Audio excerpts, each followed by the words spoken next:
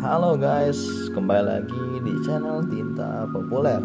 Channel membahas tentang berita-berita populer, mulai dari kendaraan, artis-artis, sampai dengan pertrendingan atau cryptocurrency ya guys ya.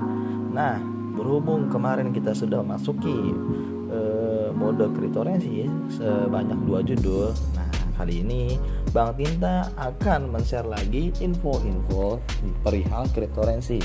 Ada apa sih sekarang? Bagaimana keadaan kripto hari ini? Nah, saat Bang Tinta share tahu, ternyata ya guys ya, sekarang Bitcoin mengalami penurunan yang sangat dalam. Itu disebabkan karena apa, Bang? Nah, di sini bisa kita lihat disebabkan karena adanya maling kripto atau pencurian aset kripto. Nah, bagi kalian yang belum tonton video Bang Tinta Populer di bawah ini ya, bisa tonton di video sebelumnya tentang kerugian investasi di aset cryptocurrency. Di situ sudah Bang Tinta jelaskan cara-cara untuk menanggulanginya gimana sih nih kalau misalkan begini-begini. Terus kita juga biar bisa tahu apa aja resiko jika kita berinvestasi di cryptocurrency. Di sana dikasih tahu juga bahwasannya cryptocurrency ini kan adalah aset digital, dan jikalau aset digital kita ini diretas oleh orang lain, tentunya semuanya juga akan hancur, semua juga akan hilang ya guys ya. Nah, di sini kita bisa lihat, kita baca beritanya ya. Maling kripto Rp 30 triliun tertangkap dan terancam di penjara 40.000 tahun. Wow, 40.000 tahun nih guys ya. Ini umur manusianya sampai 70 tahun, paling lama 100 tahun. Ini kenapa 40.000 tahun? Gimana ceritanya ini orang yang buat beritanya? Tapi ya oke lah, ini yang buat beritanya CNBC ya guys ya. Nggak bisa kita nggak bisa kita just. Oke, dari CNBC Jakarta, seorang pria melarikan diri dari negara asalnya, yaitu Turki, setelah diduga melakukan penipuan senilai 2 miliar US dollar atau sebanyak 30 triliun rupiah ya guys. Nah, ini orang ini dilaporkan oleh lebih dari 400.000 pedagang aset digital dan akhirnya kini telah tertangkap di Albania. Demikian dikutip dari CoinGeek. Oke. Kalau menurut saya sih, ini saya belum baca lagi nih kan. Tuh bener kan? Namanya Faruk Fatih Zer, adalah CEO Todex tuh kan. Seperti yang saya bilang di kemarin guys di video saya. Rata-rata kan sana udah saya kasih tahu cara menanggulangi risiko dan juga mengetahui koin apa aja sih yang scam ya kan. Scam itu apaan sih Bang? Nah, coba baca lagi sebelumnya video saya deh. Scam itu kayak ibaratnya saya ingin buat koin si AB namanya. Padahal saya ini gak berniat untuk memajukan koin AB tersebut. Yang saya mau dan saya pikirkan adalah semakin banyak orang yang investasi atau banyak orang yang sudah mengucurkan dananya di koin AB yang punya saya ini, sudah banyak saya kabur. Nah, itu dia namanya scam, seperti yang dilakukan oleh si Faruk Fatih ini. Oke, Faruk Fatih Zer adalah CEO dari Todex, pertukaran aset digital yang bangkrut pada April 2021. Awalnya ia menghentikan penarikan pada aset digital tersebut dan mengklaim ada gangguan teknis, tapi kemudian ia mengaku nih bisa terkena serangan cyber. Kemudian muncul pula laporan para eksekutif perusahaan tersebut melakukan penipuan dan keluar dari perusahaan si Faruk Fatih ini. Nah, pada saat itu laporan di Turki mengklaim bahwa Faruk dan rekan konspiratornya telah mengambil 2 miliar US dollar dana investor dan setidaknya 400.000 pedagang mengalami kerugian. Dari Chainalysis menempatkan angka tersebut pada 2,6 miliar. CEO cek itu menjadi buronan dengan Interpol mengeluarkan pemberitahuan merah untuknya. Dan dalam sebuah pernyataan minggu ini, Menteri Dalam Negeri Albania, Bledar Ugi, mengungkapkan bahwa buronan itu kini telah ditangkap di Vlore atau sebuah kota tepi laut di barat daya Albania.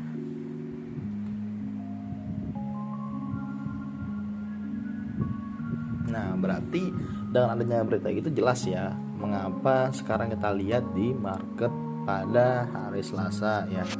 Hari Selasa 6 September 2022, Bitcoin mengalami penurunan yang sangat dalam, tentunya karena adanya bad news atau berita buruk ya dan orang-orang mungkin khawatir kali, dia khawatir akan menginvestasikan asetnya pada cryptocurrency ini, takutnya dia diretas juga.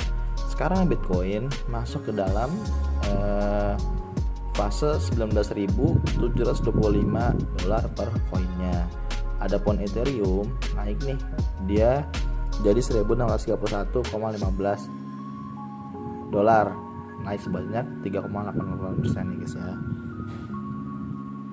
Cuma menurut saya ya, Bitcoin itu kuatnya di 20.000 ke bawah atau 20.000 ya. Kalau emang udah sampai 18.000 ya mohon maaf, silakan kalian jual-jualin aja asetnya. Tapi ini kembali lagi kepada kita masing-masing ya. Ini kan dari pendapat saya. Cuman setahu saya Bitcoin itu emang titik frekuensi terkuatnya. Maksudnya dulu apa sih nama bahasanya itu,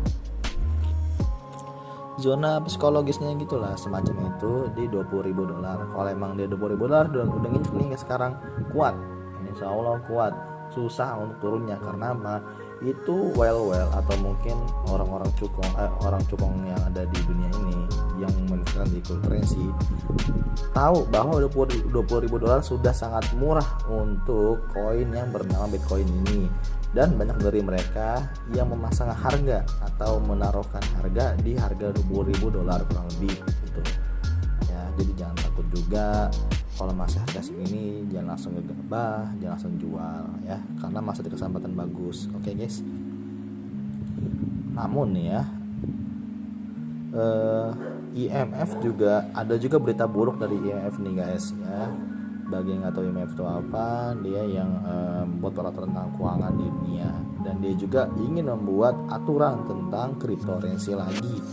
Yang kita tahu sempat terjadi kecaman ya dari IMF ini pada tahun 2021, tapi dilegalkan kembali dan sekarang mulai dibuat aturan kembali ya. Begitulah keadaan cryptocurrency di dunia, selalu ada pasang dan surut, selalu ada berita baik dan berita buruknya. Dari Liputan 6 Jakarta, Dana Moneter Internasional atau International Monetary Fund atau IMF menerbitkan sebuah laporan yang menyatakan aset kripto menjadi lebih utama sebagai investasi spekulatif, lindung nilai terhadap mata uang yang lemah, dan instrumen pembayaran potensial. Oke, IMF juga menerbitkan sebuah laporan berjudul Mengatur Kripto, Atur yang tepat dapat memberikan uang yang aman untuk inovasi, dalam edisi September di majalah Finance and Development. Laporan tersebut ditulis oleh Wakil Direktur Departemen Moneter dan Pasar Modal IMF, Aditya Nalain, dan Asisten Direktur Marina Moretti. Nah, tadi ya guys ya, berarti udah mah ada kabar dari Turki ya kan, ada scam ya kan, ada pencurian uang, kabur si ininya nih, si developernya. Terus IMF juga ingin buat aturan ya, itulah banyak berita-berita buruk. Tapi jangan takut, karena ini wajar. Sekarang kita masih berada di fase winter ya. Fase winter itu biasanya berakhir pada bulan September ini atau Oktober ya. Setelah itu akan naik insya Allah. Itu kan yang biasa-biasa, tapi ya semuanya juga tergantung yang di atas ya guys ya. Cuman kita ada berita buruk gimana pun, kalau yang udah takdir baik ya baik-baik aja ya kan. Ya udah, mungkin cukup sekian video dari saya. Jika ada yang ingin disampaikan, bisa tulis kolom komentar, atau mungkin ada pendapat saya yang kurang baik atau mungkin gak setuju ya mohon maaf. Saya juga tidak pintar-pintar juga mengenai cryptocurrency. Kalian bisa koreksinya di kolom komentar. Dan juga jikalau kalian ingin update berita tentang gosip atau mungkin kendaraan lagi, bisa tolong tulis juga di kolom komentar. Jangan canggung-canggung ya guys ya. Ya cukup sekian dari saya. See you next time and